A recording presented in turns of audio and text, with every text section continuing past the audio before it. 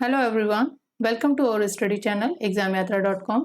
In this session हम modern history के topic Indian national movement को कवर कर रहे हैं और आज हम डिस्कस करेंगे कैबिनेट मिशन।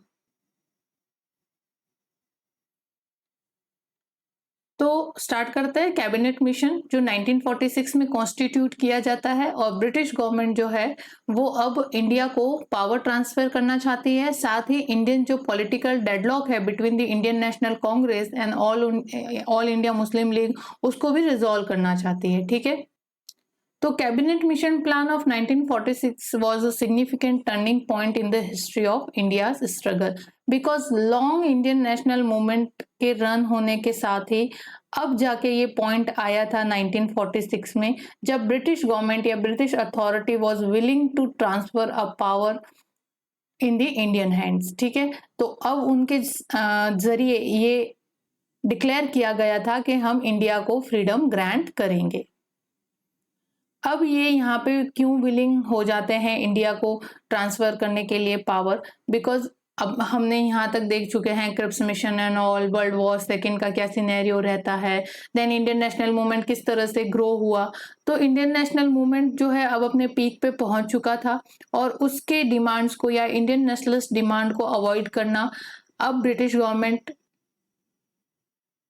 और बियर नहीं कर सकती थी। साथ ही जो वर्ल्ड वॉर सेकेंड के बाद जो सिचुएशन बनी थी ब्रिटेन की, ठीक है, फाइनेंशियल फैसेट पे और अदर फैसेट पे, तो वो भी ब्रिटेन को मजबूर कर रही थी to transfer a power in the Indian hands. और वर्ल्ड वॉर सेकेंड के टाइम पे यहाँ पे डीकोलोनाइजेशन प्रोसेस भी स्टार्ट हो चुका होता है कि मोस्ट ऑफ द जो कॉलोनीज थी of the Britain, they were taking freedom, they were getting free from the Britain या ब्रिटिश अथॉरिटी से वो फ्री हो रही थी। तो डीकोलोनाइजेशन की प्रोसेस ने भी इस चीज को एस्केलेट किया कि अब इंडिया को आगे और ज्यादा होल्ड करना पॉसिबल नहीं है on the basis of force या on the basis of army and police. ठीक है, अब पहले क्या होता था, कोई भी नेशनलिस्ट मूवमेंट है या किसी तरह का भी मास मूवमेंट था, वो एट्रोसिटी या सप्रेशन के थ्रू उसको दबा के जो ब्रिटिश अथॉरिटी है वो अपना राज है वो स्टेब्लिश करके रखती थी। लेकिन अब ब्रिटेन की कंडीशन जो है ऐसी नहीं है कि वो इंडिया को और आगे और ज्यादा देर तक जो है वो होल्ड करके रख सके।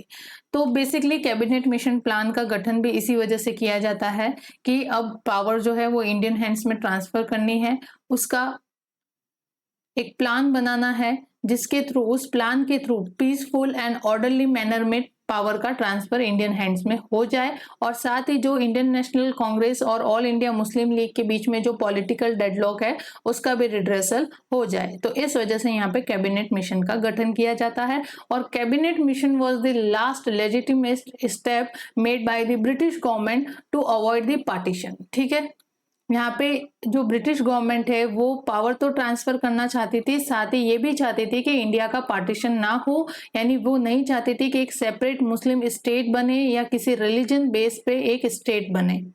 वो भी कम्युनल वायलेंस जो है उनको अवॉइड करना चाहती थी, कम्युनल राइट्स को अवॉइड करना चाहती थी, दो दे वर सोन the bees of communalism themselves, है ना। कम्युनलिज्म का बीज जो है उन्होंने खुद ने ही बोया है सेपरेट इलेक्टोरेट्स ग्रांट करके for the Muslims and all, लेकिन अब उनको जाके ये बहुत ज्यादा भारी पड़ रहा है और वो भी चाहते थे कि इंडिया जो है सिंगल यूनियन रहे और सिंगल यूनियन के, तो सिंगल यूनियन रखते हुए ही हम इंडिया को पावर जो है वो ट्रांसफर करें। ठीक है, तो कैबिनेट मिशन का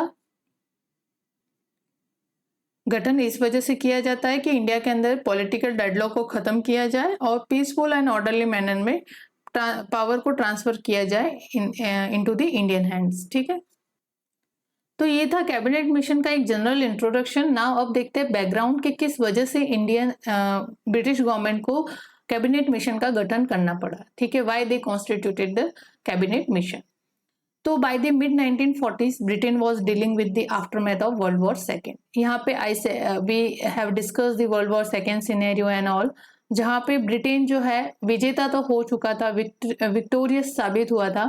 ठीक है, because he was allies power. तो अलाइज पावर विक्टोरियस होने के साथ साथ भी क्या हो रहे थे कि वर्ल्ड वॉर जो वर्ल्ड वॉर हुए उसके आफ्टरमैथ रिजल्ट से अफेक्ट हो रहे थे।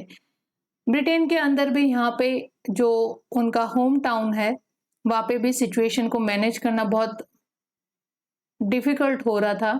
तो होम टेरिटरी पे या होम रूल जो था उनका, उसको भी रन करना बहुत मुश्किल हो रहा था। वहां पे भी अनएम्प्लॉयमेंट बहुत ज्यादा बढ़ चुका था, ठीक है, अनएम्प्लॉयमेंट बढ़ रहा था, जो इंडस्ट्रियल शटडाउन हो रहे थे, इंडस्ट्रियल शटडाउन हो रहे थे, एंड पॉवर्टी वाज एस्केलेटेड। तो वहां पे अपने गृह देश के अंदर भी वो जो ब्रिटेन है सिचुएशन को मैनेज करने में या मेंटेन करने में अनएबल हो रहे थे। तो same how in their colonies they were unable to maintain, ठीक है, unable to maintain their authority. तो इंडिया के अंदर जो उनका कॉलोनियल रोल है उनको भी वो मेंटेन करने में यहाँ पे अनएबल प्रूफ हो रहे थे due to the financial constraint, ठीक है। मेन कारण क्या था? Financial constraint. क्योंकि दो वर्ल्ड वॉर लड़ने के बाद, ठीक है, दो वर्ल्ड वॉर लड़ने के बाद जो ब्रिटेन की फाइनेंशियल सिचुएशन है वो डिग्रेड हो चुकी थी। Majority of the resources was put into the world war, ठीक है, वॉर के अंदर एम्यूनिशंस एंड मैन पावर और इसके अंदर खर्च हो चुका था, वॉर के अंदर बेसिकली लग चुका था। जो रिसोर्सेज सिविल वर्क के अंदर खर्च होने थे, जैसे ब्रिटेन का डेवलपमेंट होता, लाइक इंडस्ट्रियल डेवलपमेंट और development and investment and all, वो अब पैसा कहाँ लग चुका था? पूरा वॉर के अंदर, जिसका कुछ भी रिजल्ट उनको नहीं मिलता है। दो he was victorious in this world war, even world war first and world war second, but he lose so many things, ठीक है। ये जीत जो है उसको बहुत ज्यादा महंगी पड़ती है, ठीक है, ये जो विक्ट्री है उसको बहुत ज्यादा महंगी पड़ती है।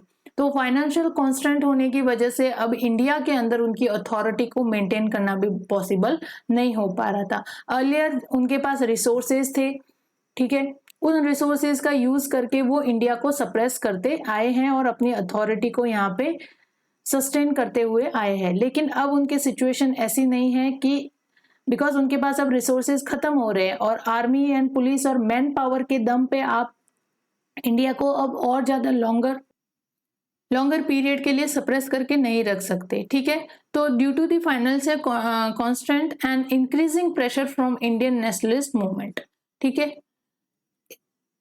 एक फैसेट तो ब्रिटेन जो है फाइनेंशियल कंडीशन पे फेस कर रहा था और दूसरे फैसेट पे इंडियन नेशनलिस्ट मूवमेंट या वी कैन से कि जो नेशनलिस्ट डिमांड है वो भी अपने पीक पे पहुंच चुकी थी। तो इस वजह से दोनों फ्रंट पे ब्रिटेन बहुत ही हेल्पलेस फील कर रहा था अपनी अथॉरिटी को मेंटेन करने के लिए इन इंडिया। तो दैट्स वाई ब्रिटेन ने सोचा कि अगर हम थ्रो आउट किए गए तो हिस्ट्री में हमारी बदनामी होगी, अदरवाइज हम अपनी प्रेस्टीज को बरकरार रखते हुए डिग्निटी के साथ क्या कर दे? विड्रॉल कर दे। प्रेस्टीज इससे क्या होगी? ब्रिटिश अथॉरिटी की प्रेस्टीज जो है वो मेंटेन रहेगी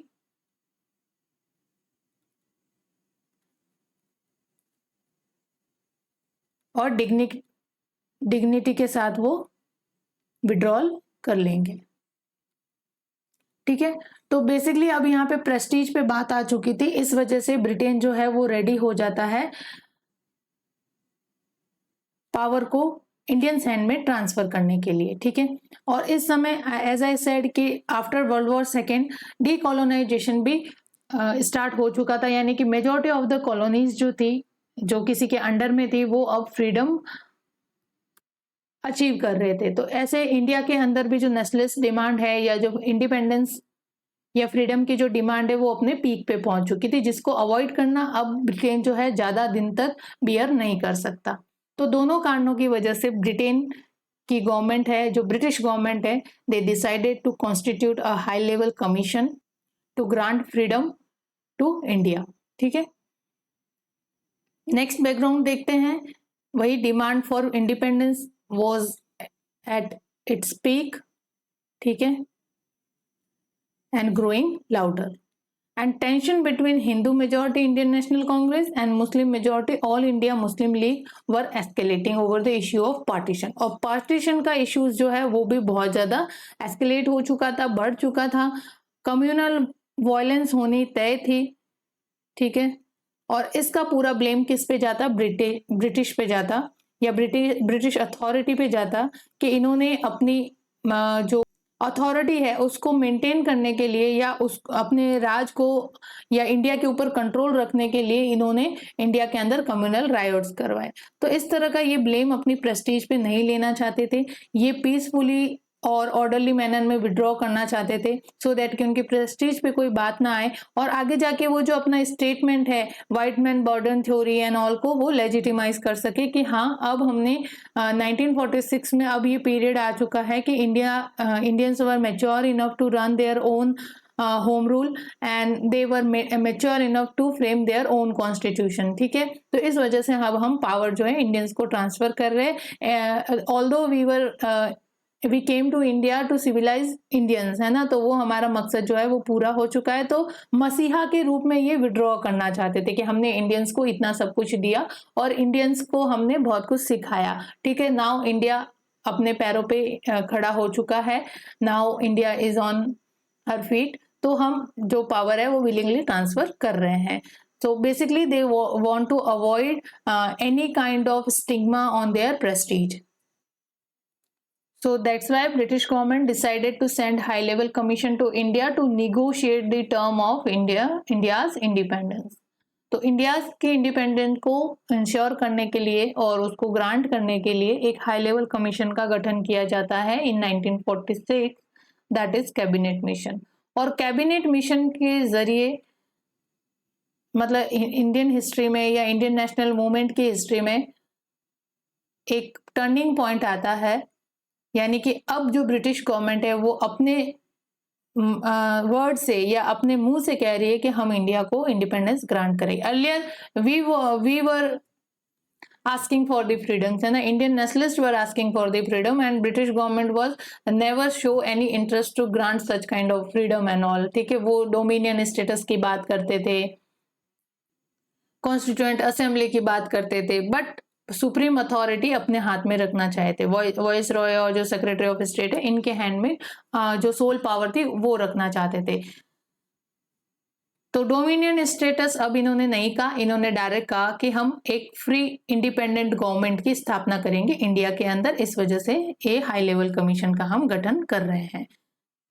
तो इस तरह से कैबिनेट मिशन का फॉर्मेशन होता है और 1946 में कैबिनेट मिशन इंडिया में आता है to escalate the process of the transfer of power in the Indian hands. Now, अब कैबिनेट मिशन के हम मेंबर्स देख लेते हैं। Members of the cabinet mission, यहाँ से क्वेश्चन भी बन सकते हैं प्री वगैरह में कि या किसी भी एग्जाम में कि कैबिनेट मिशन जो है that consisted of 3 senior British officials. तो कौन थे देख लेते हैं, 3 सीनियर ब्रिटिश ऑफिशियल्स कौन थे। फर्स्ट थे लॉर्ड पैथिक लॉरेंस। ठीक है, लॉर्ड पैथिक लॉरेंस जो थे वो secretary of state for India थे, secretary of state for India की पोस्ट पे थे and head of the mission थे। तो इस कैबिनेट मिशन के हेड जो थे वो secretary of state for India थे, जो कि लॉर्ड पैथिक लॉरेंस थे उस समय इन 1946 में। देन सर स्टेफोर्ड क्रिप्स जो क्रिप्स मिशन के हेड भी रहे हुए हैं। तो sir Stafford Cripps was also the part of cabinet mission and he was the president of board of trade. उस समय क्लेमेंट एटली की गवर्नमेंट में ये बोर्ड ऑफ ट्रेड के प्रेसिडेंट थे and who had previously visited India with the Cripps mission in 1942 that we have discussed in our earlier session. And third person है एवी Alexander जो first lord of Admiralty है, यानी कि earl and marquees और Duke इनके ऐसे ये ranking होती है जो रॉयल फैमिली से बिलोंग करते हैं उनके लिए। ठीक है, ये बेसिकली इनके प्रमोशन का वो होता है, रैंक होती है प्रमोशन की। तो बेसिकली ये लॉर्ड एंड अर्ल और ये जो है इनके टाइटल होते हैं of the nobility in the United kingdom. तो जो अर्ल एंड मैं सबसे पहले जो होता है सबसे हाईएस्ट पे होता है ड्यूक। ठीक है, ड्यूक के बाद होता है मार्कीज और इसके बाद होता है मार्किस के बाद होता है अर्ल और अर्ल के नीचे होता है विस्काउंट। ये ऐसे इनकी नोबेलिटी जो यूनाइटेड किंगडम के अंदर नोबेलिटी है उनके ये टाइटल है। तो बेसिकली इनके प्रमोशन का भी ये एक हिस्सा है। तो इस तरह से जो एवी अलेक्जेंडर है वो first lord of the Admiralty थे एंड इसके साथ ही ये डिफेंस मिनिस्टर थे under the Clement Attlee government. तो इस तरह से इन 3 लोगों के लीडरशिप में ये कैबिनेट मिशन कॉन्स्टिट्यूट किया जाता है और इसको इंडिया में भेजा जाता है। ऑब्जेक्टिव ऑफ द मिशंस देखते हैं, क्या एम लेके आया था ये कैबिनेट मिशन इन इंडिया। तो एज आई सेड कि इसका मेन तो काम था transfer of power in the Indian hands. तो ट्रांसफर ऑफ पावर करना था from the British government to Indian leadership and the establishment of independent government. Independent government की स्थापना करना और पावर ट्रांसफर करते हुए इंडिपेंडेंट गवर्नमेंट की स्थापना करना इंडिया के अंदर। ठीक है, ये फर्स्ट एम हो गया। सेकंड था to devise the constitutional framework. Constitutional framework की जो प्रोसेस है उसको स्टार्ट करना, और इसके लिए यानी कि जो इंडिपेंडेंट गवर्नमेंट है वो एक कॉन्स्टिट्यूशन के अंडर रन होगी, उसके लिए जो सेट ऑफ रूल्स होंगे वो इस कॉन्स्टिट्यूशन के अंदर कॉन्स्टिट्यूशन के अंदर मेंशन होंगे। तो कॉन्स्टिट्यूशन फ्रेमवर्क है वो स्टार्ट किया जाएगा, जो जिसको न्यू कॉन्स्टिट्यूशन कहेंगे फॉर इंडिया। और इस कॉन्स्टिट्यूशन फ्रेमिंग की प्रोसेस के लिए कॉन्स्टिट्यूएंट असेंबली का गठन करना होगा, जो इस काम को अंजाम देगी। ठीक है, यानी कि इंडिया के लिए, फ्री इंडिया के लिए एक न्यू कॉन्स्टिट्यूशन का फ्रेमवर्क करना इस कॉन्स्टिट्यूएंट असेंबली का काम होगा। और दिस कॉन्स्टिट्यूशन, जो न्यू कॉन्स्टिट्यूशन है, that would address the concern of both the Congress and Muslim league while preserving India's unity. Main देख लो यहाँ पे, इसमें ये मेंशन था कि इंडिया की जो यूनिटी है उसको प्रिजर्व रखते हुए, यानी पार्टीशन को अवॉइड करते हुए, ये मुस्लिम लीग और कांग्रेस के जो कंसर्न है अपने अपने, ठीक है, जैसे मुस्लिम लीग का मेन कंसर्न था कि हम माइनॉरिटी के अंदर हो जाएंगे तो हमारे इंटरेस्ट जो है वो इंडियन नेशनल कांग्रेस, जो मेजॉरिटी हिंदू पार्टी है, ठीक है, उसके अंदर मेजॉरिटी ऑफ हिंदूज है, वो हम जो मुस्लिम लोग हैं उनके इंटरेस्ट को सप्रेस करेंगे या फिर डोमिनेट करेंगे और हमारा प्रॉपर रिप्रेजेंटेशन नहीं होगा। तो इस न्यू कॉन्स्टिट्यूशन के अंदर ये इंश्योर किया जाएगा कि मुस्लिम लीग और कांग्रेस दोनों को जस्टिफिकेशन मिले और जो माइनॉरिटीज के इश्यूज है या माइनॉरिटी की जो कंसर्न है उसका भी रिड्रेसल हो सके,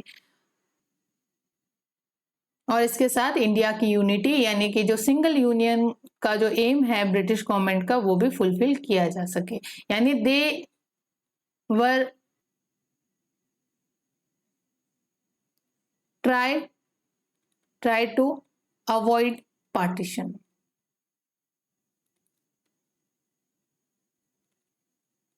तो ये लास्ट स्टेप था from the British government to avoid partition. ठीक है, लेकिन आगे की सिचुएशन बहुत वर्स्ट बन जाती है, कम्युनल रायोट्स बहुत ज्यादा हो जाते हैं, मुस्लिम लीग जो है वो अपने इस जिद पे अड़ी रहती है और ये पॉलिटिकल डेडलॉक ये कैबिनेट मिशन सॉल्व नहीं कर पाता है, तो बहुत ज्यादा कम्युनल रायोट्स इंडिया के अंदर होने लगते हैं। और इसी के साथ ही इस कम्युनल रायोट्स को देखते हुए फिर बाद में फैसला किया जाता है कि पार्टीशन जो है वो कर ही दिया जाए, सो दैट कि एटलीस्ट दोनों जो मुस्लिम जो कम्युनिटी है वो भी शांति से रहेगी, उनको ये इनसिक्योरिटी नहीं रहेगी कि हिंदू मेजॉरिटी देश के अंदर हमारे इंटरेस्ट जो है वो सप्रेस किए जा रहे हैं या हिंदू मेजॉरिटी हमें डोमिनेट कर रही है। ठीक है, तो ये सिचुएशन बनती है। तो सेकंड था कॉन्स्टिट्यूशन फ्रेमवर्क करना, फर्स्ट जो था वो था transfer of power in Indian hands, ठीक है, और एक इंडिपेंडेंट गवर्नमेंट की स्थापना करना। ठीक है, सेकंड था कॉन्स्टिट्यूशनल फ्रेमवर्क के लिए कॉन्स्टिट्यूएंट असेंबली का गठन करना और न्यू कॉन्स्टिट्यूशन को फ्रेम करना, ये इस कॉन्स्टिट्यूएंट असेंबली का काम होगा। सेकंड था इंटरिम गवर्नमेंट का एस्टेब्लिशमेंट करना, ठीक है, to establish an interim government to manage the country until a permanent constitutional arrangement was made. यानी कि जब तक इलेक्शन नहीं हो जाते, ठीक है, तब तक ये जो इंडिपेंडेंट गवर्नमेंट एस्टेब्लिश की जाएगी ये इंटरिम गवर्नमेंट कहलाएगी। यानी कि जब तक न्यू कॉन्स्टिट्यूशन फ्रेम नहीं हो जाता, उस कॉन्स्टिट्यूशन फ्रेम के उस कॉन्स्टिट्यूशन की गाइडलाइन के थ्रू इलेक्शन नहीं हो जाते या इलेक्टेड गवर्नमेंट की स्थापना नहीं हो जाती, तब तक जो है हम जिसको पावर ट्रांसफर करेंगे वही जो लीडर्स होंगे वो एक इंटरिम गवर्नमेंट की एस्टेब्लिशमेंट करेंगे। और ये इंटरिम गवर्नमेंट जब तक न्यू इलेक्टेड गवर्नमेंट नहीं आ जाती तब तक ये इंडिया को या कंट्री को रन करेंगे। तो ये इसका ये 3 ऑब्जेक्टिव जो थे इसके मेन ऑब्जेक्टिव थे।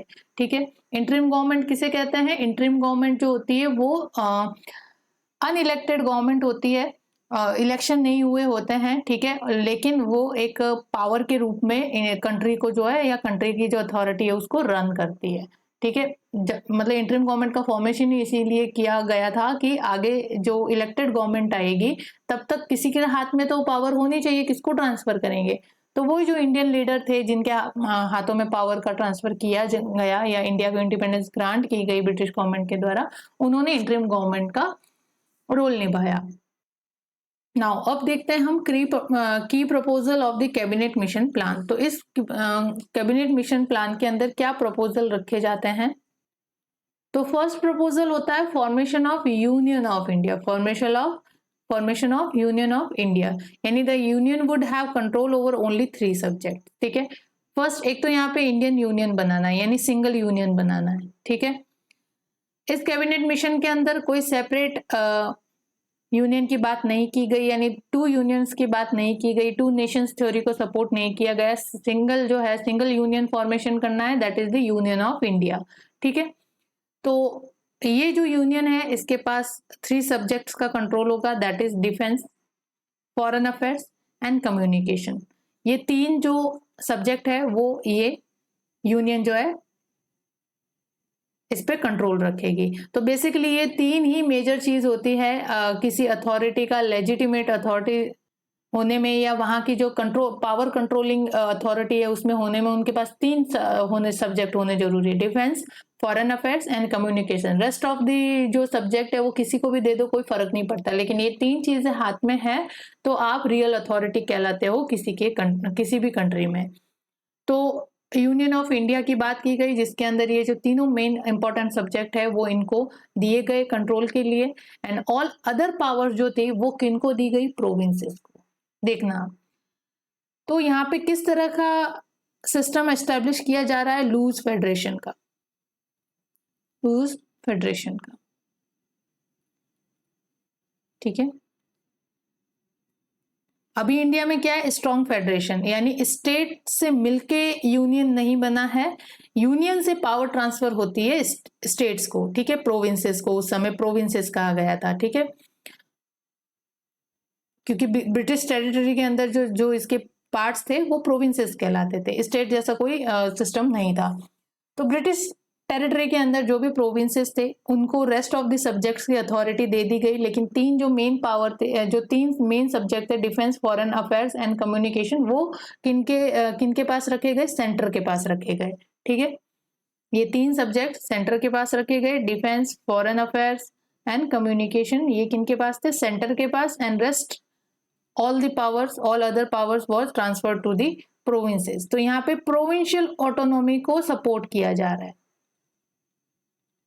Provincial autonomy. तो अब आप सोचो ये किसको पसंद है भाई प्रोविंशियल ऑटोनॉमी? यह है मुस्लिम लीग को पसंद। Earlier I used to said कि जो सिंध और पंजाब का एरिया है इसको बना दिया गया था मुस्लिम मेजॉरिटी प्रोविंस। ठीक है, इस तरफ अगर ईस्ट में आए, ये तो हो गई नॉर्थ वेस्ट फ्रंटियर एरिया की बात। ईस्ट में आ जाए तो बंगाल, असम, ईस्ट बंगाल बेसिकली, असम, ये वाला एरिया जो है ये भी मुस्लिम वाला एरिया था, तो इसको भी मुस्लिम मेजॉरिटी के अंदर रखा गया था। लेकिन सिंध एंड पंजाब तो राउंड टेबल कॉन्फ्रेंस हुई थी थर्ड, उसके अंदर तो डिक्लेयर कर दिया गया कि these 2 provinces were Muslim majority province. तो अगर प्रोविंशियल ऑटोनॉमी यहाँ पे डिक्लेयर की जाती है तो प्रोविंसेस के पास मेजर पावर होगी, और फिर जब पावर ही तो चाहिए किसको? मुस्लिम लीग को, so that they can dominate in the legislative assembly. और अदरवाइज अगर स्ट्रॉन्ग सेंटर होता, ठीक है, स्ट्रॉन्ग सेंटर होता तो मुस्लिम लीग के लिए खराब काम होता, बिकॉज मुस्लिम जो है वो माइनॉरिटीज के अंदर है, यानी इनकी संख्या कम है इंडिया के अंदर in comparison with the Hindu population. तो स्ट्रॉन्ग सेंटर के अंदर अगर आईएनसी आ जाती है, यानी आईएनसी को पावर ट्रांसफर किया जाता है,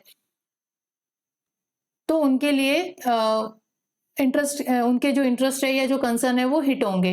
तो इस वजह से यहाँ पे मुस्लिम लीग जो है बाद में ये कह ही देती है, कंप्लीटली कह देती है कि नहीं, हमें तो सेपरेशन चाहिए, हमें तो पार्टीशन ही चाहिए, हमें अलग स्टेट बना के दो जिसके अंदर मुस्लिम जो इंटरेस्ट है वो हिट ना हो या किसी भी रूप से डोमिनेट ना किए जाए। तो इस कैबिनेट मिशन के ये वाला जो प्रपोजल था या ये जो इसके अंदर ये जो बात कही गई थी यूनियन ऑफ इंडिया बनाना, लेकिन जो अदर पावर्स है वो किनको ट्रांसफर करना, प्रोविंसेस। तो यहाँ पे बेसिकली लूज फेडरेशन का गठन किया गया। तो लूज फेडरेशन के अपोज में थी Indian National Congress. Basically Jawaharlal Nehru तो कहते नहीं, स्ट्रॉन्ग सेंटर होना चाहिए, है ना, कंप्लीट पावर जो है वो सेंटर के पास होनी चाहिए। प्रोविंसेस को फिर सेंटर से पावर जाती है, ना कि प्रोविंसेस जो है वो पावर देता है सेंटर को। तो लूज फेडरेशन के खिलाफ थे आईएनसी, लेकिन मुस्लिम लीग ने इस चीज का तो सपोर्ट किया था। और ये यूनियन जो है इसके अंदर इंक्लूड होंगे बोथ ब्रिटिश इंडिया, जो ब्रिटिश अथॉरिटी के पास टेरिटरी थी वो, एंड साथ में प्रिंसली स्टेट्स। तो princely state and British India को मिला के यूनियन ऑफ इंडिया जो है इसका गठन किया जाएगा, ठीक है। और इस यूनियन के पास 3 सब्जेक्ट होंगे, defence, foreign affairs and communication. इन तीनों सब्जेक्ट्स का कंट्रोल होगा। रेस्ट ऑफ दी पावर जो है वो प्रोविंसेस को ट्रांसफर कर दिए जाएंगे। बेसिकली यहाँ पे लूज फेडरेशन की स्थापना की गई। देन सेकेंड इसका प्रपोजल था grouping of provinces to address the minority issue. To address the minority issue state की क्या कर दी, यहाँ पे ग्रुपिंग कर दी। अब ग्रुपिंग की किसके बेस पे, रिलीजन के बेस पे, रिलीजियस माइनॉरिटी के बेस पे इन स्टेट की ग्रुपिंग की गई। कैसे, provinces were to be grouped into 3 sections, that is group A, group B and group C, based on their religious minority. यानी कि रिलीजन को बेस बनाते हुए स्टेट्स की ग्रुपिंग की गई, सो दैट के जो माइनॉरिटी कंसर्न है उसको एड्रेस किया जा सके, ठीक है, और कम्युनल वायलेंस या कम्युनल रायोट्स को यहाँ पे टाला जा सके, ठीक है। तो बेसिकली ये मुस्लिम लीग को यहाँ पे अपीज करने का या उनको सेटिस्फाई करने का काम चल रहा था कि एक तो हम प्रोविंसेस को ऑटोनॉमी दे देंगे, है ना, प्रोविंशियल ऑटोनॉमी को बरकरार रखेंगे, खाली 3 सब्जेक्ट सेंटर को देंगे, बाकी अदर जो पावर है वो प्रोविंस के पास होगी, यानी प्रोविंशियल ऑटोनॉमी को यहाँ पे बरकरार रखा गया। अब प्रोविंशियल ऑटोनॉमी बरकरार कैसे रहेगी, उसके लिए क्या कर दिया गया, ग्रुपिंग की गई, ठीक है। जैसे अर्लियर राउंड टेबल कॉन्फ्रेंस में मुस्लिम लीग को अपीज करने के लिए सिंध और पंजाब को मुस्लिम मेजॉरिटी प्रोविंस घोषित कर दिए गए थे, वैसे ही इस समय इस प्रोविंशियल ऑटोनॉमी को बरकरार रखते हुए या इसको बहाल करने के लिए जो स्टेट है उनको ग्रुप में बांट दिया on the base of religious minority. तो जैसे ग्रुप ए के अंदर हिंदू मेजॉरिटी प्रोविंसेस को रख दिया कि ग्रुप ए जो है वो हिंदू मेजॉरिटी प्रोविंसेस है, जैसे कि Madras, Bombay, United province UP है ना, बिहार एंड सेंट्रल प्रोविंस यानी कि मध्य प्रदेश। इन एरिया को हिंदू मेजॉरिटी प्रोविंस घोषित कर दिया गया, जिसको ग्रुप ए में डाल दिया गया, ठीक है। अब ग्रुप बी में डाल दिए गए मुस्लिम मेजॉरिटी प्रोविंसेस, ठीक है, यानी ग्रुप बी और ग्रुप सी दोनों ही क्या थे, मुस्लिम मेजॉरिटी। खाली ग्रुप ए ही था जो हिंदू मेजॉरिटी प्रोविंसेस रखे गए थे, लेकिन ग्रुप बी, ग्रुप सी में मुस्लिम मेजॉरिटी प्रोविंसेस रखे गए थे। तो ग्रुप बी के अंदर नॉर्थ वेस्ट फ्रंटियर एरिया जो वो है, वो जो earlier already was declared as a Muslim majority province, तो नॉर्थ वेस्ट फ्रंटियर एरिया जिसके अंदर सिंध, पंजाब और बलूचिस्तान का एरिया रख दिया गया, ठीक है। और ग्रुप सी के अंदर अगेन मुस्लिम मेजॉरिटी प्रोविंसेस, लेकिन ईस्ट साइड के अंदर, बंगाल की साइड के अंदर, तो ईस्ट में बंगाल और असम को जो है वो मुस्लिम मेजॉरिटी प्रोविंस बना दिया। तो अब इस तरह से ग्रुप बना के स्टेट का बेसिकली मुस्लिम लीग का जो कंसर्न है ना, कि हमारे इंटरेस्ट हिट होंगे, minority Hindu majority Indian National Congress अगर आती है, गवर्नमेंट अगर इनकी बनती है, तो हमारे इंटरेस्ट जो है वो हिट होंगे। तो इस वजह से क्या रास्ता निकाला ब्रिटिश गवर्नमेंट ने, ब्रिटिश अथॉरिटी ने, कि ऐसे करते हैं कि प्रोविंसेस की ग्रुपिंग कर देते हैं, आधा हिंदू में बांट देते हैं, आधे प्रोविंस जो है वो मुस्लिम में बांट देते हैं, और प्रोविंशियल ऑटोनॉमी डिक्लेयर कर देते हैं, सो दैट कि इस इशू को रिड्रेस किया जा सके। अब मुस्लिम जो है वो अपने एरिया के अंदर मेजोरिटी में होंगे, ठीक है, ये जो वो पूरा एरिया जो है नॉर्थ वेस्ट फ्रंटियर एरिया और बंगाल और असम वाला एरिया, यहाँ पे मुस्लिम जो है अपना राज करेंगे, और जो मद्रास, बॉम्बे और यूपी और एमपी बिहार वाला एरिया है ये हिंदू राज करेंगे। तो इससे क्या होगा कि जो ये माइनॉरिटी का इश्यू है ना, ये बैलेंस आउट हो जाएगा। तो इस तरह से इन्होंने ग्रुपिंग करके इस माइनॉरिटी के इश्यू को रिड्रेस करना चाहा। आपको आई गेस समझ में आ रहा होगा, ठीक है। तो इस वजह से ही उन्होंने लूज फेडरेशन रखा, यहाँ पे लूज फेडरेशन रखा, और बाकी पावर किनको ट्रांसफर कर दी, इन प्रोविंसेस को ट्रांसफर कर दी। तो खाली सेंटर के पास 3 सब्जेक्ट पे डिसीजन मेकिंग की पावर है, बाकी अदर सब्जेक्ट्स के ऊपर जो डिसीजन मेकिंग होगी वो मुस्लिम लीग अपने एरिया में अपने तरीके से डिसीजन मेकिंग करेगी, और जो हिंदू है वो मतलब आईएनसी है वो हिंदू मेजोरिटी वाले प्रोविंसेस के अंदर करेगी। तो दोनों को कोई भी प्रॉब्लम नहीं होगी। तो ऐसे करके ये ग्रुप की प्रोविंसेस, जो प्रोविंसेस है उनकी ग्रुपिंग कर दी। और इसका विरोध ऑब्वियसली कौन करेगा, एक रिलीजन के बेस पे अगेन आप कम्युनलिज्म को यहाँ पे फीड कर रहे हो, ठीक है, कम्युनलिज्म को यहाँ पे फीड कर रहे हो। तो रिलीजियस बेस पे प्रोविंसेस की इस तरह से ग्रुपिंग को इंडियन नेशनल कांग्रेस जो है वो अपोज करती है, लेकिन मुस्लिम लीग ऑब्वियसली उनको तो यहाँ पे रिप्रेजेंटेशन मिल रहा है, उनका अच्छा प्रॉपर जो है उनकी कंसर्न जो है उसको एड्रेस किया जा रहा है, तो मुस्लिम लीग जो है इस चीज का वेलकम करती है, ठीक है। बट मुस्लिम लीग जो है इस चीज का तो वेलकम करती है, लेकिन वो सिंगल यूनियन जो है उसकी बात को नहीं मानती। जो फर्स्ट प्रोविंस जो प्रपोजल था जिसके अंदर यूनियन ऑफ इंडिया के फॉर्मेशन की गठन की बात की गई, यानी कि पार्टीशन को अवॉइड करते हुए सिंगल यूनियन बनाया जाएगा जिसके अंदर इस तरह से प्रोविंसेस की ग्रुपिंग होगी। मुस्लिम लीग की डिमांड थी कि नहीं, इन प्रोविंसेस को मिला के हमको अलग से स्टेट ही घोषित किया जाए, हमें अलग से स्टेट बना दिया जाए इन प्रोविंसेस को मिला के, नॉर्थ वेस्ट फ्रंटियर एरिया और बंगाल एंड असम। तो बाद में बना भी था, आपको पता है, ईस्ट पाकिस्तान और वेस्ट पाकिस्तान बना ही था। और इसके साथ ये भी क्लॉज रखा गया कि जो प्रोविंसेस है they could opt out of the group after an initial period and decide there political status. Again ये चीज वापस गड़बड़ हो जाती है। इन्होंने क्या किया कि लूज फेडरेशन की स्थापना की, प्रोविंशियल ऑटोनॉमी को डिक्लेयर करना चाहा, और साथ में यहाँ पे प्रोविंसेस की ग्रुपिंग कर दी, लेकिन साथ में ये भी कह दिया टू अपीज प्रिंसली स्टेट। अब देखो, ग्रुपिंग की गई उससे मुस्लिम लीग को सेटिस्फाई करने की कोशिश की गई, यानी जो माइनॉरिटी इश्यू है उसको सेटिस्फाई करने की कोशिश की गई, बैलेंस आउट करने की कोशिश की गई, ठीक है। अब ये वाला जो क्लॉज है कि any province if they want they can opt out of the groups and after an initial period and decided their political status। यानी अगर कोई प्रोविंसेस चाहे तो वो इस ग्रुप से, यानी जो ग्रुपिंग की गई उससे ऑप्ट आउट हो सकता है, यानी बाहर निकल सकता है, और अपना स्वयं का जो भी उसको पॉलिटिकल स्टेटस करना है, अपनाना है, वो अपना सकता है। यानी कि वो यूनियन ऑफ इंडिया का पार्ट रहना चाहता है, या सेपरेट स्टेट बनना चाहता है, या सेपरेट प्रोविंस बनना चाहता है। तो ये जो चीज था, ये क्लॉज जो था वो प्रिंसली स्टेट के लिए था, बिकॉज प्रिंसली स्टेट नहीं चाहते थे कि वो मर्ज हो जाए या उनकी अथॉरिटी खत्म हो जाए, या इंडियन यूनियन जो है उनकी जो पावर है उसको सीड कर ले। तो इस वजह से ये प्रिंसली स्टेट के लिए बनाया गया कि अगर वो चाहे तो बाद में इस ग्रुपिंग से निकल भी सकते हैं, इनिशियल पीरियड के बाद ये इस ग्रुपिंग से निकल सकते हैं और अपना पॉलिटिकल स्टेटस जो है वो डिसाइड कर सकते हैं कि उनको किसका पार्ट बनना है, इंडियन यूनियन का पार्ट बनना है या सेपरेट रहना चाहते हैं, ठीक है। तो ये बाद में हमें दिक्कत दी थी, जैसे कश्मीर जो था ये अलग रहा, हैदराबाद जो प्रिंसली स्टेट है वो अलग रहा, जूनागढ़ जो है वो अलग रहा। तो इस तरह से बाद में ये क्लॉज जो है वो प्रॉब्लम करता है। तो कैबिनेट मिशन के अंदर ये जो वापस अगेन जो क्लॉज था, ये वापस इंडियन नेशनल कांग्रेस अपोज करती है कि ये क्या आपने ग्रुपिंग बना ली, फिर ऐसे तो जो भी प्रोविंसेस है उसका मन करेगा वो हटते जाएंगे, और फिर यूनियन ऑफ इंडिया में बचेगा ही कितनी टेरिटरी बचेगी, ठीक है।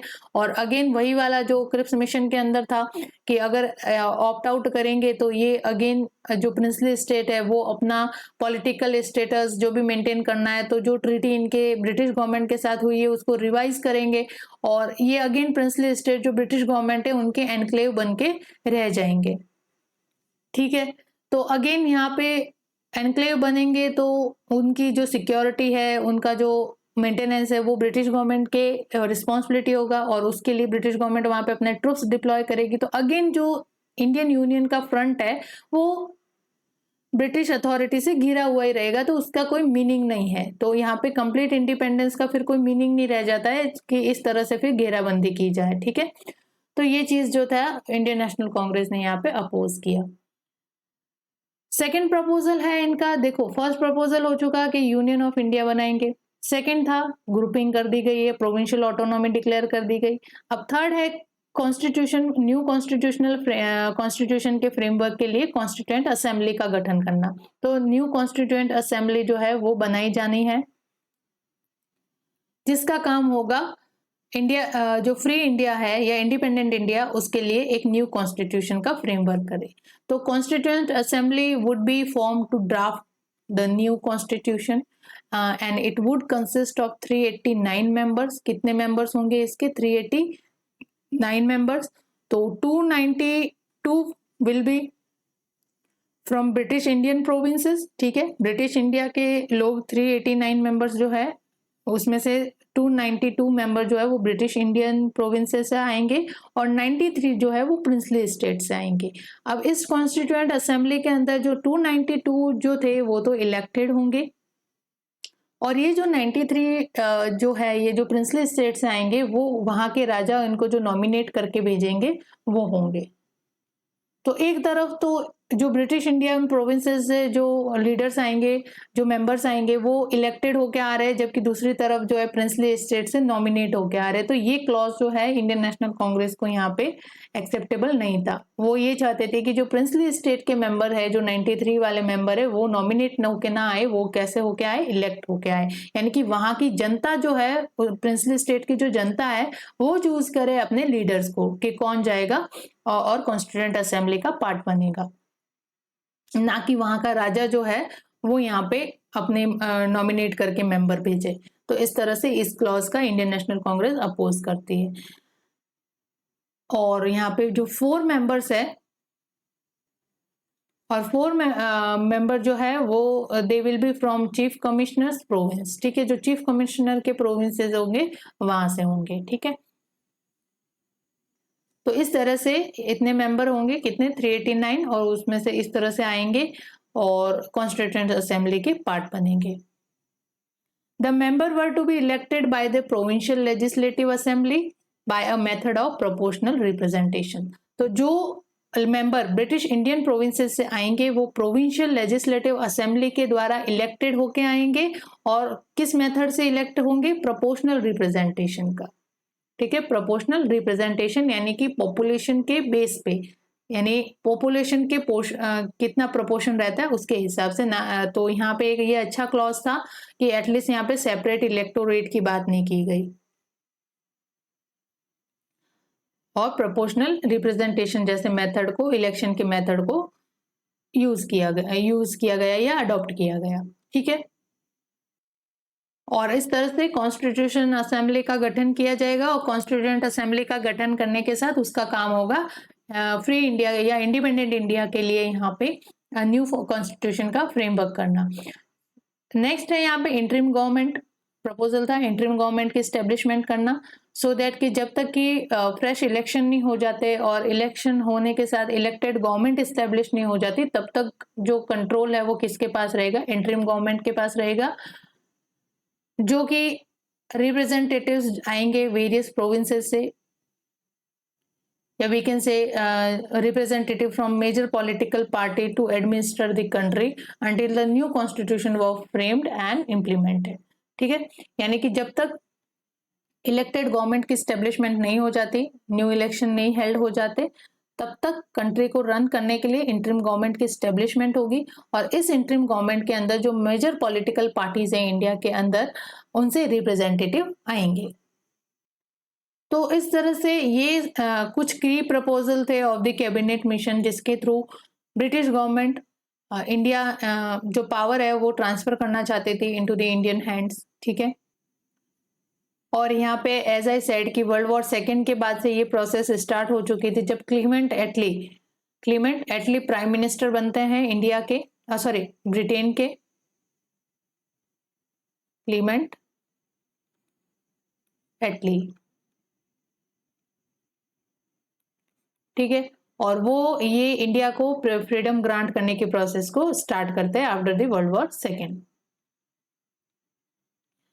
क्लीमेंट एटली लेबर पार्टी से बिलोंग करते थे और ये इंडिया के इंडिपेंडेंस के इशू को भी सपोर्ट करते थे स्टार्टिंग से ही। तो जैसे ही लेबर पार्टी के गवर्नमेंट का फॉर्मेशन होता है इन ब्रिटेन, इंडिया की जो इंडिपेंडेंस का जो रास्ता है वो भी खुल जाता है। और क्लीमेंट एटली अपने गवर्नमेंट के अंडर एक कैबिनेट मिशन भेजते हैं इंडिया के अंदर to grant freedom to Indians.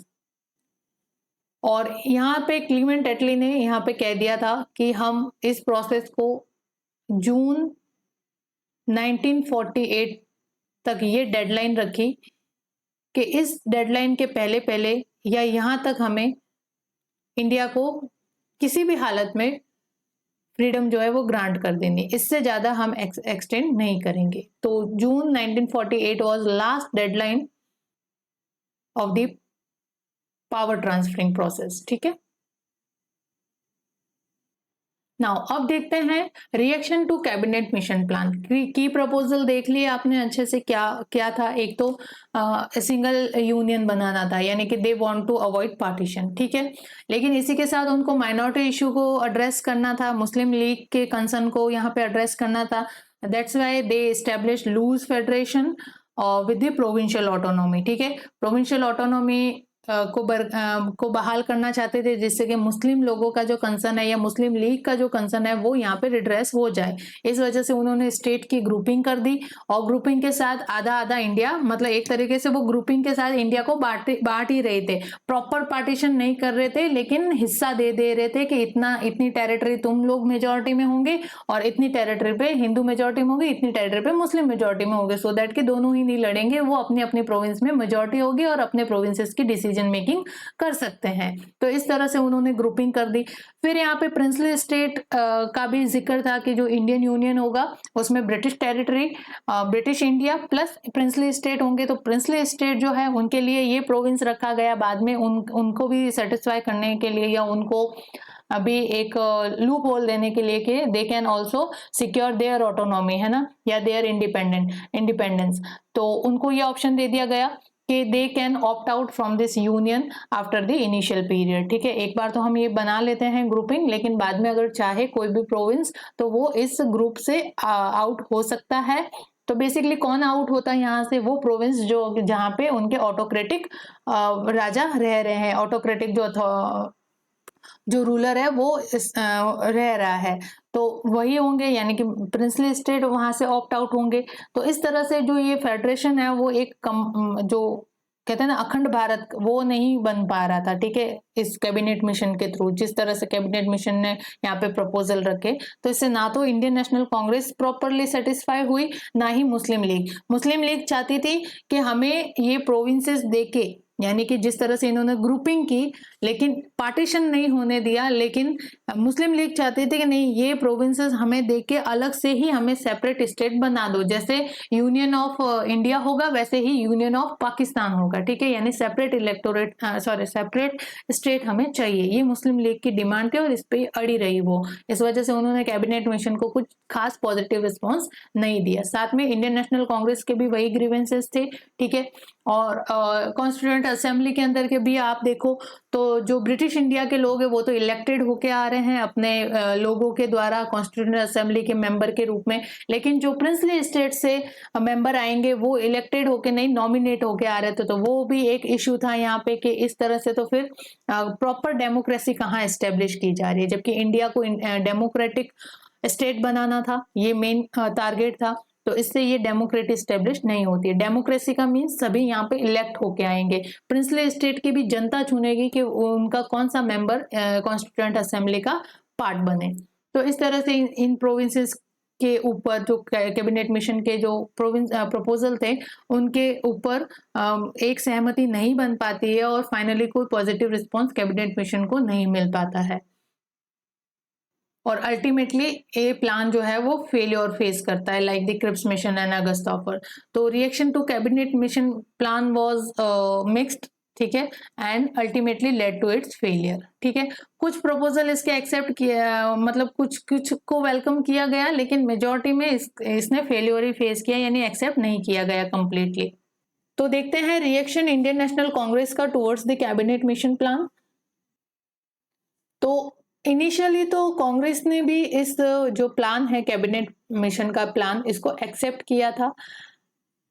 क्यों एक्सेप्ट किया था कि कैबिनेट मिशन जो है वो इंडिया को फ्रीडम ग्रांट करने के मूड में आया है। ठीक है, मतलब इसमें डिक्लेयर किया जाए कोई डोमिनियन स्टेटस नहीं होगा, सीधी क्या मिलेगी आपको, फ्रीडम मिलेगी, यानी इंडिपेंडेंट गवर्नमेंट की स्टेब्लिशमेंट होगी। तो इस वजह से कांग्रेस ने कहा कि चलो अब ब्रिटिश गवर्नमेंट की तरफ से ऐसा कोई प्रपोजल आया तो इसको एक्सेप्ट कर लेना चाहिए, अदरवाइज बाद में इनका मूड और बदल जाए तो हम कुछ कह नहीं सकते। तो इनिशियली में इन्होंने कैबिनेट मिशन प्लान को एक्सेप्ट किया, लेकिन जैसे ही इसने अपने की प्रपोजल रखे वैसे ही इंडियन नेशनल कांग्रेस रिजर्व हो जाती है on the issue of grouping of provinces. ठीक है, एक तो ये ग्रुपिंग ऑफ प्रोविंसेस का इशू जो है वो इनको नहीं समझ में आ रहा था कि इस तरह से तो फिर इंडिया बट ही रहा है ना, हिंदू मेजोरिटी और मुस्लिम मेजोरिटी। तो Indian National Congress don't want कि इंडिया को रिलीजन के बेस पे इस तरह से बांटा जाए या प्रोविंसेस की ग्रुपिंग की जाए। देन यहाँ पे limitation of power at centre. ठीक है, लूज जो सेंटर है या लूज फेडरेशन है उसके सब्जेक्ट्स के ऊपर भी इश्यू हो रहे थे। Indian National Congress want strong centre. ठीक है, जबकि यहाँ पे सेंटर के पास खाली 3 सब्जेक्ट रखे गए और बाकी जो है प्रोविंशियल ऑटोनॉमी डिक्लेयर कर दी गई। तो इस प्रपोजल से भी यहाँ पे Indian National Congress was not happy and the Congress views the plan as a way to avoid partition. वो ये तो समझ में आ गया था उनको कि कैबिनेट मिशन प्लान जो है वो इस तरह से ग्रुपिंग करके पार्टीशन को अवॉइड करना चाहती है, बट जो प्रोविंसेस के ये ऑप्ट आउट होने का जो प्रपोजल था उसके ऊपर उनको और ज्यादा क्लैरिटी चाहिए थी। ठीक है, कि ये क्या मतलब किस तरह से ये प्रोविंसेस जो है वो ऑप्ट आउट कर सकते हैं फ्रॉम दिस ग्रुपिंग। तो इसके ऊपर और ज्यादा इनको क्लैरिटी चाहिए थी, या basically we can say they don't want कि any province have this ability to opt out from this grouping. तो इस तरह से तो धीरे धीरे जो इंडियन यूनियन का फेडरेशन है वो टूटता जाएगा, है ना। तो कहाँ बचेंगे फिर, गिने चुने प्रोविंस बचेंगे और उससे तो फिर क्या ही इंडियन यूनियन का फॉर्मेशन किया जाएगा।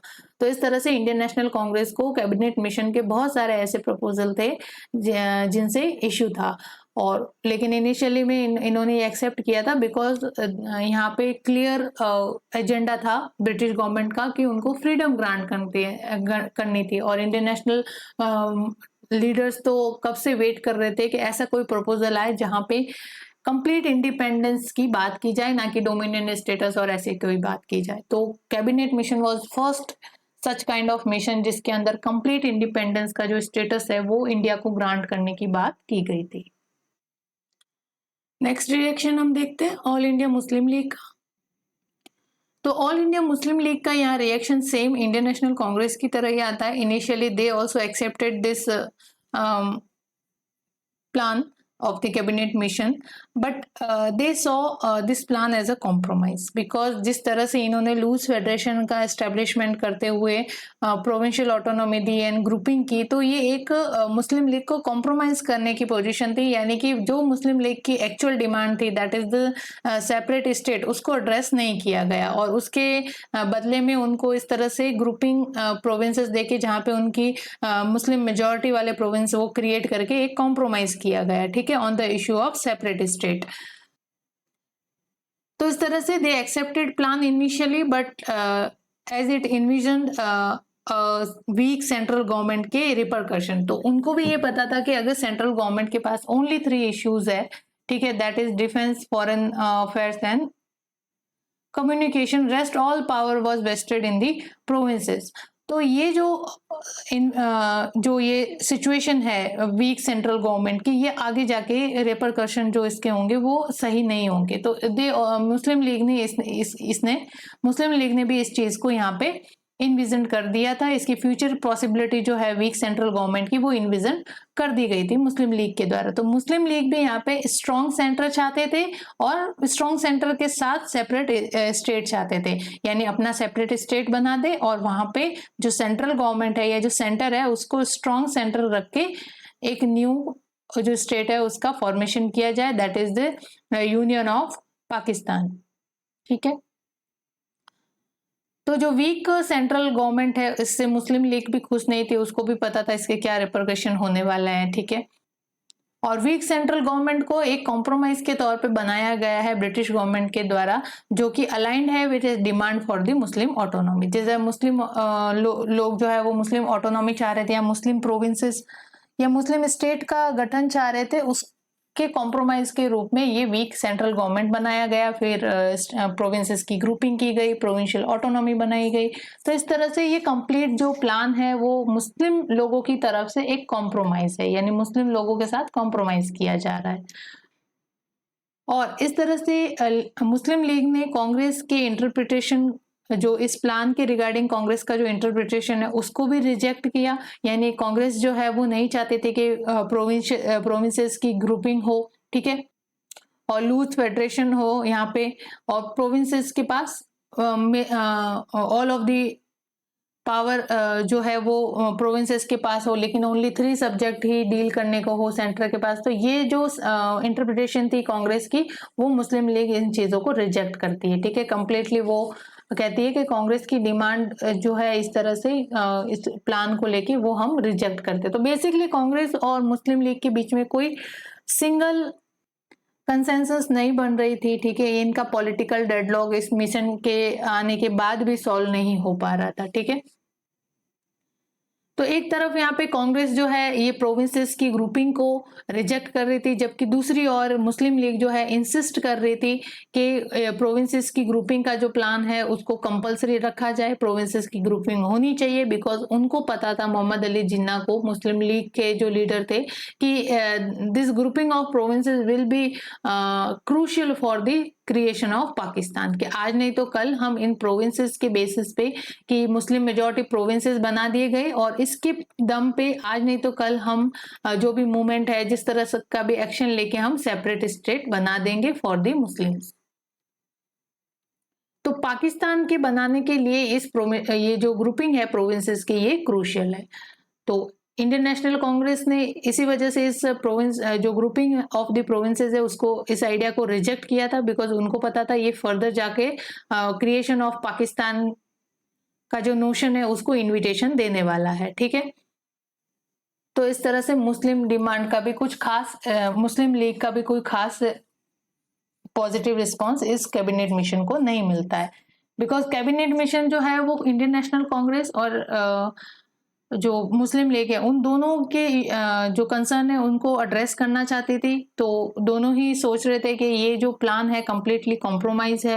इंडियन नेशनल कांग्रेस सोच रही थी कि उनकी तरफ उनके लिए ये कॉम्प्रोमाइज है, मुस्लिम लीग सोच रही थी कि ये उनके लिए कॉम्प्रोमाइज है। तो इस तरह से कोई कॉमन इनकी कंसेंसस नहीं बनती है, और इस तरह से ये प्लान जो है वो फेलियर फेस करता है। और थर्ड रिएक्शन इसका रहता है कम्युनल टेंशन। ठीक है, जब कोई सहमति नहीं बन पाई इंडियन नेशनल कांग्रेस और मुस्लिम लीग की, तो यहाँ पे कम्युनल टेंशन अराइज होते हैं और डायरेक्ट एक्शन डे को परफॉर्म किया जाता है, एग्जीक्यूट किया जाता है। तो disagreement between the Congress and League over the interpretation of this plan led to the heighten the communal tension. तो जब कांग्रेस और मुस्लिम लीग के बीच में इस प्लान के रिगार्डिंग या इसके प्लान के प्रपोजल के रिगार्डिंग जब एक सहमति नहीं बन पाती है, तो ये फिर भारत में कम्युनल टेंशन या कम्युनल रायोट्स को यहाँ पे एस्केलेट करती है। और फाइनली मुस्लिम लीग जो है वो विड्रॉ करती है acceptance of this plan and declare the direct action day, यानी पूर्ण कार्रवाई दिवस जो है वो मनाया जाता है या सेलिब्रेट किया जाता है या परफॉर्म किया जाता है कि हम इस प्लान का हिस्सा नहीं बनेंगे। यानी बेसिकली वो बॉयकॉट कर रहे हैं कैबिनेट मिशन को। ठीक है, लेकिन इंडियन नेशनल कांग्रेस तो चाहती थी कि किसी ना किसी तरह से एक बार पावर जो है वो इंडियन हैंड्स में ट्रांसफर हो जाए, बाकी बाद में देख लेंगे। तो इंडियन नेशनल कांग्रेस जो है वो तो बॉयकॉट नहीं करती है कैबिनेट मिशन को। हाँ, उसके कुछ प्रपोजल से ये खुश नहीं थी, उसको ये कहती है कि इनको अमेंड करो। ठीक है, इसके ऊपर वापस सोच विचार किया जाए, है ना, रिकंसिडरेशन किया जाए। लेकिन मुस्लिम लीग ने तो डायरेक्ट इसको बॉयकॉट कर दिया और direct action day perform execute किया गया ऑन अगस्त 16 1946। तो अगस्त 16 1946 को मुस्लिम लीग की तरफ से डायरेक्ट एक्शन डे मनाया जाता है। किस रूप में? इस कैबिनेट मिशन के बॉयकॉट को या इस कैबिनेट मिशन के प्रपोजल के अगेंस्ट अपना एजिटेशन शो करने के लिए, ठीक है, और इंडियन नेशनल कांग्रेस के अगेंस्ट भी अपना एजिटेशन शो करने के लिए। और डायरेक्ट एक्शन डे को एग्जीक्यूट करने के साथ ही they demanded for the separate state that is Pakistan. और इसी के साथ ही जब डायरेक्ट एक्शन डे परफॉर्म किया जाता है या डिक्लेयर किया जाता है on the side of Muslim League, तो ये एक वाइड स्प्रेड कंट्री वाइड जो है कम्युनल राइट्स को जन्म देता है, पर्टिकुलरली इन बंगाल। और बंगाल में इसका असर ज्यादा देखने को मिलता है बिकॉज वहां पे मेजोरिटी जो थी मुस्लिम्स ज्यादा थे देन दी अदर प्रोविंसेस। तो यहाँ पे बंगाल के अंदर कम्युनल राइट्स बहुत ज्यादा भड़क जाते हैं और डायरेक्ट एक्शन डे यानी पूर्ण कार्रवाई दिवस मनाया जाता है। कैबिनेट मिशन के प्रपोजल और इंडियन नेशनल कांग्रेस के अगेंस्ट एजिटेशन शो किया जाता है मुस्लिम लीग की तरफ से। तो कोई एक सहमति नहीं बन पाती है इस लेकिन उसके बाद क्लीमेंट एटली का तो बन चुका था मूड के अब इंडिया को किसी भी हालत में इंडिपेंडेंस ग्रांट करनी है। तो जब मुस्लिम लीग ने विड्रॉ कर लिया यहाँ से, ठीक है, कैबिनेट मिशन के प्लान से विड्रॉ कर लिया, तो अब कहते हैं ठीक है कोई बात नहीं, उनको नहीं आना है तो कोई बात नहीं। क्लेमेंट जो इंडिया के वाइस रॉय थे उस समय,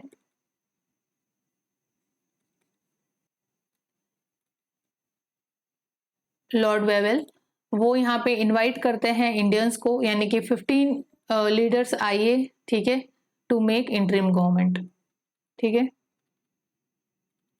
इंटरिम गवर्नमेंट।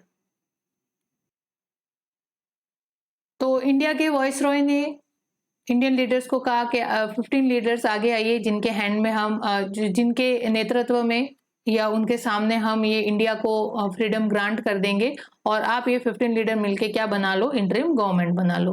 तो इंडियन नेशनल कांग्रेस ही आगे आती है क्योंकि उस समय मेजर जो पॉलिटिकल पार्टी थी वो इंडियन नेशनल कांग्रेस ही थी। मुस्लिम लीग ने तो यहाँ से अपना विड्रॉल कर लिया था इस प्लान से और वो हिस्सा नहीं बनती है इस अर्ली मतलब इनिशियल इनविटेशन का जो गवर्नमेंट के सामने, ब्रिटिश गवर्नमेंट के सामने से आया था इंटरिम गवर्नमेंट फॉर्म करने के लिए। तो इंडियन नेशनल कांग्रेस जो है वो जाकिर हुसैन को अपना रिप्रेजेंटेटिव भेजती है, ठीक है, कि ये हमारे हेड होंगे और इनके नेतृत्व में अदर जो 14 मेंबर है जाकिर हुसैन और अदर 14 मेंबर्स मिलकर इंटरिम गवर्नमेंट का फॉर्मेशन करेंगे। लेकिन मुस्लिम लीग ने जाकिर हुसैन को भी कहा कि नहीं, हमारे अलावा, मुस्लिम लीग के अलावा कोई अदर मुस्लिम जो है वो रिप्रेजेंटेशन नहीं करेगा मुस्लिम्स का, ठीक है। मुस्लिम लीग ही सोल अथॉरिटी रखती है मुस्लिम लोगों के रिप्रेजेंटेशन के लिए, यानी कि इस मुस्लिम लीग के लीडर्स के अलावा अदर कोई लीडर एज अ मुस्लिम जो है वो यहाँ पे रिप्रेजेंटेशन नहीं करेगा, ठीक है। तो मुस्लिम लीग ने इस चीज को अपोज किया। तो इसके बाद जवाहरलाल नेहरू आगे आते हैं और जवाहरलाल नेहरू के नेतृत्व में इंटरिम गवर्नमेंट का फॉर्मेशन हो जाता है, ठीक है, 1946 के अंदर।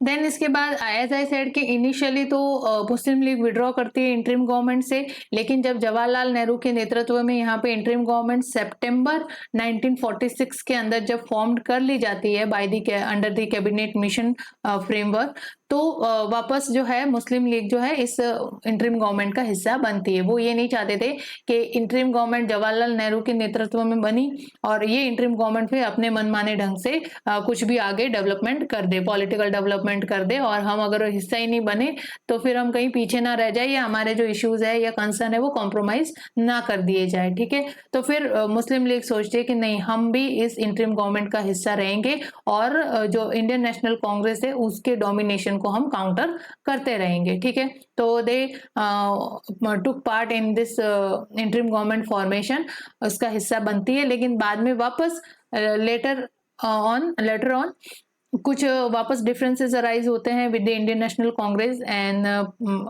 वो एलिज करते हैं इंडियन नेशनल कांग्रेस को फॉर द बीइंग पार्शियल, और पार्शियलिटी के बेस पे अगेन वो इंटरिम गवर्नमेंट से विड्रॉ कर लेते हैं। तो इस तरह से फेलियर हो जाता है इंटरिम गवर्नमेंट का। तो इस तरह से इंटरिम गवर्नमेंट जो बनी थी सितंबर 1946 को, वो स्मूथली अपना जो फंक्शन है वो नहीं कर पाई because of the Muslim League का विड्रॉल। तो यहाँ पे इंटरिम गवर्नमेंट क्लैश हो जाती है और मिशन जो है कंप्लीट फेलियर फेस करता है। तो नेक्स्ट जो है क्लीमेंट एटली माउंट बैटन को भेजता है नए वाइस रॉय के रूप में, और माउंट बैटन को ये पूरी जिम्मेदारी सौंपते हैं कि आप इंडिया को फ्रीडम ग्रांट करके आओ और जो ये इशू है मुस्लिम लीग का इसको भी रिड्रेस करके आओ। ठीक है, तो फिर माउंट बैटन आते हैं और ये सारी चीजें अपने नेतृत्व के अंदर इंडिया को फ्रीडम ग्रांट करने की प्रोसेस को स्टार्ट करते हैं, लेकिन विद पार्टीशन। बिकॉज उन्होंने भी इंडियन नेशनल लीडर्स को समझा दिया कि पार्टीशन जो है वो अब इनएविटेबल है, बिकॉज मुस्लिम लीग जो है किसी कॉम्प्रोमाइज पे आना नहीं चाह रही है। और मुस्लिम लीग अगर कॉम्प्रोमाइज पे नहीं आएगी तो अगेन अगर हम जबरदस्ती सिंगल यूनियन बनाएंगे, इनको सेपरेट स्टेट ग्रांट नहीं करेंगे, तो कम्युनल रायोट्स जो है वो होने वाले हैं। मुस्लिम्स के द्वारा कम्युनल रायोट्स होंगे जो इस कंट्री के लिए सही नहीं है, डिवास्टेशन क्रिएट हो जाएगा, जो कि जिसकी कॉस्ट ना तो ब्रिटिश गवर्नमेंट और ना ही इंडियन जो इंटरिम गवर्नमेंट है या जो इंडियन लीडर्स है वो बियर कर पाएंगे। तो इस कम्युनल रायोट्स को अवॉइड करने के लिए माउंट बैटन ने फिर पार्टीशन को यहाँ पे मंजूरी दे दी थी। ठीक है, और जवाहरलाल नेहरू को भी उन्होंने समझाया because they were very close friend actually, Mountbatten and Jawaharlal Nehru. तो Jawaharlal Nehru were also agreed on the issue of this partition. ठीक है, कि वो भी अग्री कर जाते हैं कि पूरे देश को एक कम्युनल रायोट्स की आग में झोंकने से तो अच्छा है कि इनको सेपरेट स्टेट दे के ही शांत कर दिया जाए। ठीक है, तो ये चीज थी यहाँ पे। तो यहाँ पे जवाहरलाल नेहरू के नेतृत्व में इंटरिम गवर्नमेंट बनी, लेकिन वो फेलियर फेस करती है due to the opposition of Muslim League. तो इस वजह से cabinet mission was face complete failure to ensure the minority issues and also in the on the issue of power transferring. ठीक है, तो अब देखते हैं इसके क्या आउटकम थे निकलते हैं कैबिनेट मिशन के और क्या कॉन्सिक्वेंसेस होते हैं। तो cabinet mission plan ultimately failed to resolve the political deadlock and communal issue in India. The failure of the plan resulted in the following outcomes. देखते हैं क्या क्या outcomes होता है। First outcome होता है the end of the United India. तो as cabinet mission यहाँ पे आया था पार्टीशन को अवॉइड करने के साथ ही पावर का ट्रांसफर किया जाए और एक इंडियन यूनियन बनाया जाए, लेकिन इस कैबिनेट मिशन के फेलियर के साथ ही जो सेपरेट मुस्लिम स्टेट की डिमांड है वो और ज्यादा प्रोमिनेंट हो जाती है। बिकॉज ये फेलियर जो कैबिनेट मिशन प्लान था वो एक single consensus between the Indian National Congress and Muslim league के बीच में जो सिंगल कंसेंसस थी वो अचीव नहीं कर पाया। ठीक है, तो due to the failure of this cabinet mission plan and it did not achieve the consensus on the ground of this separate Muslim state, जो सपना था एंड जो यूनाइटेड इंडिया का वो यहाँ पे एंड हो जाता है, यानी पार्टीशन जो है वो अब इनएविटेबल हो जाता है। मुस्लिम लीग बिल्कुल ही रिलेक्टेंट हो चुकी थी ऑन दिस इश्यू। ठीक है, तो ये आउटकम निकलता है end of the united India. Next outcome निकलता है पार्टीशन ऑफ इंडिया। जैसे कि कैबिनेट मिशन के द्वारा कोई भी मिडिल ग्राउंड अचीव नहीं किया गया between the Congress and Muslim League. Though they try to achieve this middle ground with the grouping of provinces, establishment of loose federation with provincial autonomy, तो इन सारे मीन्स को अडॉप्ट करते हुए उन्होंने इस मिडिल ग्राउंड को अचीव करने की कोशिश की इन द कैबिनेट मिशन। लेकिन दोनों ही पार्टी एज ए कांग्रेस और मुस्लिम लीग जो है इस प्रपोजल को कैबिनेट मिशन के इस प्रपोजल को सपोर्ट नहीं करते हैं। दैट्स वाई कोई मिडिल ग्राउंड रियल सेंस में अचीव नहीं हुआ और फाइनली जो है वो पार्टीशन ऑफ द इंडिया का डिसीजन जो है इनको लेना पड़ता है। ठीक है, तो failure of the failure to find a middle ground between Congress and Muslim League led to the decision to partition India. तो फाइनली ऑन जून 3, 1947 को ब्रिटिश गवर्नमेंट अनाउंस करती है पार्टीशन ऑफ इंडिया को। तो इंडिया के partition की announcement कौन से दिन पे हुई? जून 3, 1947। ठीक है, जून में पार्टीशन होना शुरू हुआ और 15 अगस्त 1947 को इंडिया को कंप्लीट फ्रीडम मिल गई थी। ठीक है, और इसी के साथ ही leading to the creation of 2 independent nation. ठीक है, यानी कि जो इंडियन यूनियन का था या यूनाइटेड इंडिया का जो सपना था वो टूट चुका था कैबिनेट मिशन के प्लान से, और पार्टीशन इनएविटेबल हो चुका था। जून 3, 1947 को ब्रिटिश गवर्नमेंट के द्वारा पार्टीशन ऑफ इंडिया डिक्लेरेशन कर दी जाती है, और इसी के साथ ही 2 सेपरेट नेशन जो है इंडिपेंडेंट नेशन वो बन जाते हैं, India and Pakistan, on August 15, 1947। Next outcome was communal violence. As I said कि जब इंटरिम गवर्नमेंट फेलियर फेस करती है और कैबिनेट मिशन के अपोजिशन के अंदर जब मुस्लिम लीग उतरती है, तो उन्होंने डायरेक्ट एक्शन प्लान की डिक्लेरेशन की, जिसके कारण भी कम्युनल वायलेंस हुए। और जो पार्टीशन का डिसीजन था, जब एक तो पार्टीशन का जब डिसीजन लिया गया तो इस समय भी लार्ज स्केल पे माइग्रेशन हुआ, और इस लार्ज स्केल माइग्रेशन के साथ साथ ही कम्युनल वायलेंस भी बहुत ज्यादा हुई। ठीक है, माइग्रेशन के साथ ही कम्युनल वायलेंस भी यहाँ पे भड़कती है।